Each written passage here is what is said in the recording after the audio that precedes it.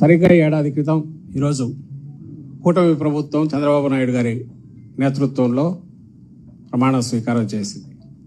అది జరిగి ఈరోజుకు ఏడాది.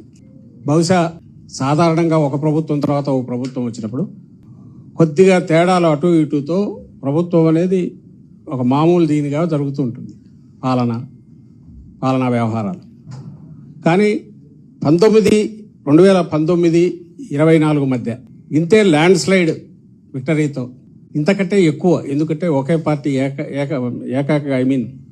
ఒక సింగిల్ పార్టీగా వైఎస్ఆర్సీపీ పోటీ చేసి ఆ రోజు 151 సీట్లతో గెలిచినప్పుడు ఇదే రకంగా ఒక ఘనమైన విజయంతో 19లో పాలన మొదలుపెట్టారు జగన్మోహన్ రెడ్డి గారు. సో అప్పటికి ఒక గీటురాయి ఏర్పాటు చేశారు, ఒక కొలమానం కొలబద్ద 19-24 మధ్య తన పాలనతో జగన్మోహన్ రెడ్డి గారు. 24 అంటే ఏడాది క్రితం చంద్రబాబు నాయుడు గారు మళ్ళీ అధికారంలోకి వచ్చారు.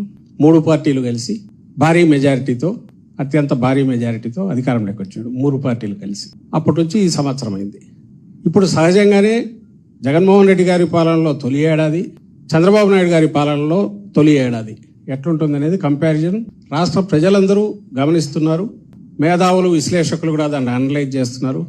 సహజంగానే అంతటి ఘనమైన పాలన అందించిన పార్టీగా వైఎస్ఆర్సీపీ ఈరోజు ఈ రెండింటిని బేరీజు వేసి ఇది వాస్తవ చిత్రం అని చూపే ప్రయత్నం చేసింది. అందులో భాగంగానే జూన్ 4న ఒక్క హామీని కూడా నిలబెట్టుకోకుండా పూర్తిగా అలవిగాని హామీలు ఇచ్చి భ్రమలో పెట్టి చంద్రబాబు నాయుడు గారు అధికారంలోకి వచ్చారు అని ముందు నుంచి చెప్తున్నాము.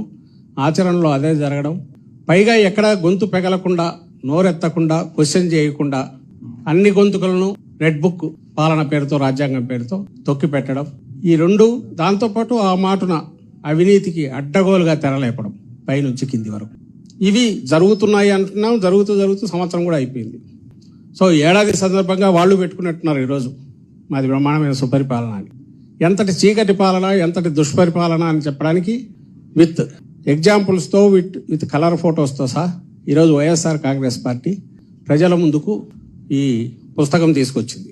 160 పేజీల దాకా ఉంది.